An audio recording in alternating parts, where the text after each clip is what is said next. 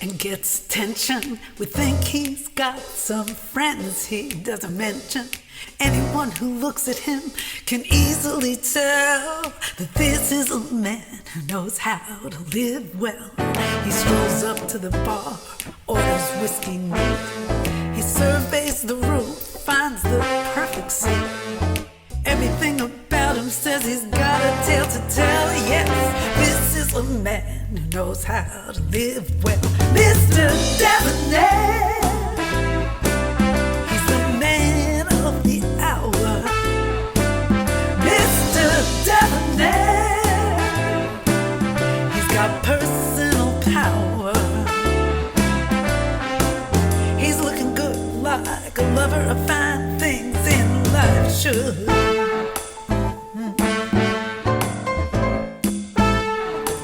His eyes are dangerous, like a razor sharp dare. He narrows his gaze and leans back in his chair. There's nothing he can't buy and nothing he wouldn't sell, no, 'cause this is a man who knows how to live well. Mr. Debonair, he's the man of the hour. Mr. Debonair, he's got personal power. He's looking good like a lover of fine things in life should. Suddenly he smiles and you want to be with him. Your heart is beating, you really want to meet him. You realize there's nothing you wouldn't give him. Then he's holding out his hand. Mr. Debonair, he's the man of the hour. Mr. Debonair, he's got personal power. He's looking good like a lover of fine things in life should. He's the man of the hour. Mr. Debonair, he's got personal power. He's looking good. He's looking oh so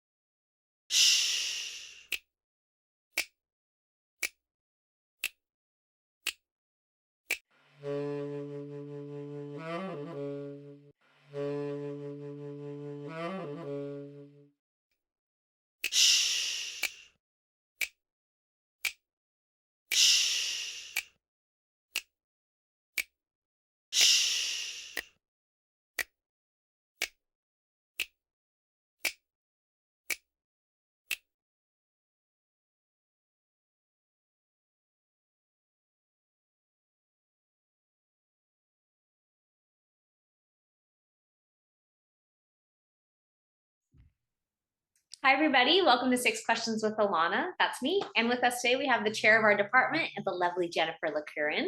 Hi, Jen. Hello. Yay. We are going to talk about It's Showtime, folks. Our Yes. jazz number. Can you tell us a little bit about the inspiration behind this work? Well, I trained a lot in Fosse work way back in the day, and I haven't taught jazz at IVC since my first semester. So since 2016, I haven't taught jazz. And I took some of the dancers to Palm Springs Dance Festival, and there's this fantastic man that was doing some Fosse kind of work. And I just kept seeing different things that were Fosse inspired. Over COVID, they had a series that came out on Fosse that was on television that I watched. So I feel like it's just like he kept coming back into my life in different ways. And I was like, I feel like I want to do something and like share this with my IVC fam, because I haven't done anything that's like that. And I was ready for something different. So we just went as inspired by Fosse. And I've tried to take his jazz work, his musical work, and kind of like just use it as inspiration all around. It really started with finding music that I could get the rights to that worked for his feel, because I didn't want to use music that I didn't have the rights to. Yeah. And then from there, creating some movement. And then I think a storyline probably in like, I don't know, week 3 or 4 kind of just came to me as we were developing the work. Yeah. That was a fun process.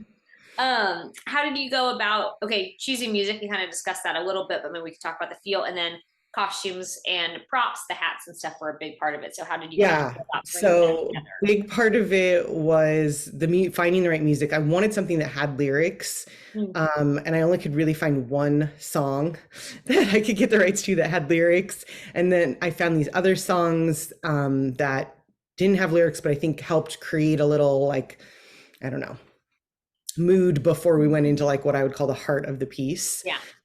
Which was fun. And then costumes were, I'm gonna save that for the end, because that was like the hardest part of this piece. So I definitely wanted the bowler hat, like that type of hat, because I just associate those with Fosse. Fosse wore hats because he was balding and he did not like that, so he was using them, but came up with some really innovative work with hats. And hats are hard, so it's a great skill to practice, but also when it's done well, it can be really fun. And I think the dancers all pulled it off, and you guys made it all come together really nicely. So I was really happy with that. And then I guess costumes. So going to costumes, we had these costumes that we'd used before. They were from a musical originally. I'd used them for a tap number back again my first semester. Oh, yeah. Ironically, so like I knew the costumes, they're very 20s, but I was like, oh, I think they'll work for this Fosse feel. And then we went into the costume fitting and I was like, absolutely not, this will not work. Not the feel. And then we pulled some stuff and I was like, and that won't work either. And then we ended up pulling it together and it was perfect. But we definitely needed sexy, we needed sleek, we needed something that was complementary, that made the dancers feel comfortable in their bodies, but also carried a certain line and look. We wore heels for the dance. The dancers had those since, I want to say, like the second rehearsal. So you guys are working. Yeah, we've been in characters for most of this semester. Yeah, it makes a really big difference, particularly too on Marley. Like it's just a different feel than being barefoot or in socks or jazz shoes. Yeah, definitely. So, and with the costumes, it really finished the line of the leg. It just gives a whole different, feeling to it. So it really was musical theater meets jazz meets Jen. Meets Jen. I love that. Yeah. Jen's vibe. How did you use the different experience levels and styles of your dancers to display their talents in your piece? Yeah, I think it's funny because I don't always think of myself as being so like, women are amazing. But thinking back to a lot of Fosse stuff and even like ballet, like sometimes women are so put out there in a way that they don't feel like they're powerful. But I was choosing to kind of take this like, no, women are like making this choice to be powerful inside of this type of movement that maybe wasn't necessarily created with that intention originally. So like in watching everyone, I feel like there was a vast, like, not that anyone's like old, but there's some older dancers in that piece, some younger dancers in that piece. But everyone had really different like life experiences. We've all definitely been together at IVC for a while, so it wasn't like necessarily anyone new. But I think everyone has different like technique backgrounds and such. So it was fun to kind of like mesh those all together and think like, how can everyone look really good but be challenged? I think there's a lot of unison in this work, which is not something I tend to do as much of. Hard. So that was challenging with with dancers because that's just not how I normally work. So they're coming in with a preconceived idea. But the piece was fun. And then I originally wasn't sure if I was going to have a boy in it, and Kazuma ended up being in it. So I wasn't sure how that was going to work, having like one male figure and what it turned out to, like kind of work with him. And I think the story came together and it really worked out well in the end. But he definitely, like, as much as a male character was highlighted, I didn't think he was as important. Yeah. Like it was definitely focused on the 5 female dancers in the work. Yeah.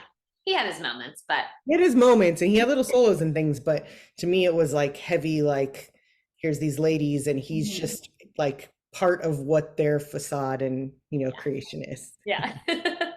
Did you do anything choreographically out of your comfort zone? If so, what was that experience like for you?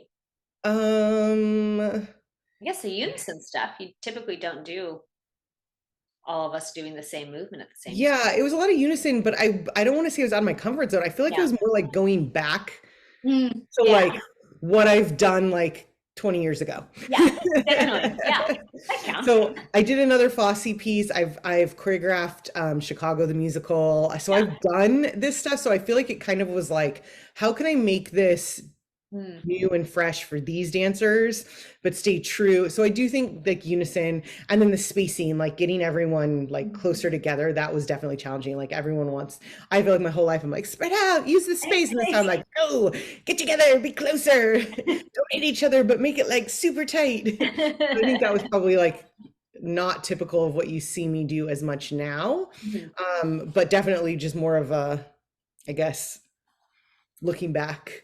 Yeah, you have to dip into the past to dip into the past and into my jazz class. I really do use a lot of that in my jazz class. Yeah.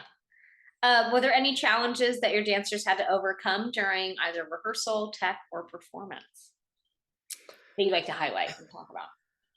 I feel like working in the lighting was a little challenging because we had specials and they were really important that you guys hit that. I wouldn't say it was challenging, but it was definitely like there was a higher expectation of hitting precision markings and timing, especially for the first section and even in the last section with the down pool, and like you had to be on the part, like this needs to be on your waist. Like I don't know how to tell it, you got to be there. So there was a lot of precision with that. I was trying to think. I'm like, what was the question again? Any challenges during rehearsals or anything like that? We kind of had there were a lot of light cues. I think there was just a lot of parts moving, like a lot of things with the costumes and the dance, and so there's just a lot of things. And the dance wasn't super long; it was like 7 minutes. It wasn't crazy long, but it felt longer when we had to take in all those parts. Like I think we ended up having like 36 light cues. Like there was just a lot of like moving things to create that look and effect. I mean, even down to like, you threw your hat off stage and someone had to throw it back in, like, which sounds so simple, but like coordinating that and making sure it worked the way that we wanted it to. And then we were supposed to wear wigs, but that didn't happen. I forgot about that. And I'm so glad that didn't happen. But like coordinating where it went in the show, I think it really worked as an opener. It was like a lot of just moving parts, I feel like, but I don't feel like anyone got super stressed about it. Maybe I'm wrong. Maybe all the dancers like were stressing, but it felt like everyone felt very confident, even though I think we finished it like the week before. We did finish it very close to the show. That was probably on the dancer side. I was personally nervous because I'm like, I got to remember this and I don't even know it yet. I think we learned the whole thing in like 6 or 7 rehearsals. It was like a very short rehearsal period due to scheduling. It was hard. Conflicts, that was probably the hardest part. I think that was probably the most challenging. Scheduling, just because of we all have jobs and it's hard. Spring life. It was spring semester. Just a lot of things came up. Well, we did it. We did it, and it's done. Woo! Now I just need some editing. Exactly. What would you like to say to any potential student dancers and or choreographers who want to try out IVC? Just come try us out. I feel like we really are a really awesome environment. And I feel like our students really have a lot of choices with how they want to pursue dance. It's not a one size fits all. You could be coming back to dance, you could be learning dance for the first time, you could be continuing and exploring new ideas with your dance. There's opportunities for you to take leadership roles. There's opportunities for you to just be a dancer and do one little thing if that's what you want. There's really not a, prescription that you have to fit into. It's really, we're here to give you what you need and want. And I think that's what makes us great. We have fantastic faculty, and the students really too. There's so many great student choreographers right now. And it's really fun to have those relationships with peers. And I mean, like, even you and Martha in my piece have known each other for years, and you met at IVC Dance like however many years ago. Mm-hmm. And then you're back at IVC Dance doing more, which is great. So it's one of those things, like, we're here for you. Come when you're ready, stay as long as you want. And if things go in and out, that's great. We're here. I love that. Well, thank you so much, Jen, for doing 6 questions. Yay. Thanks, everybody.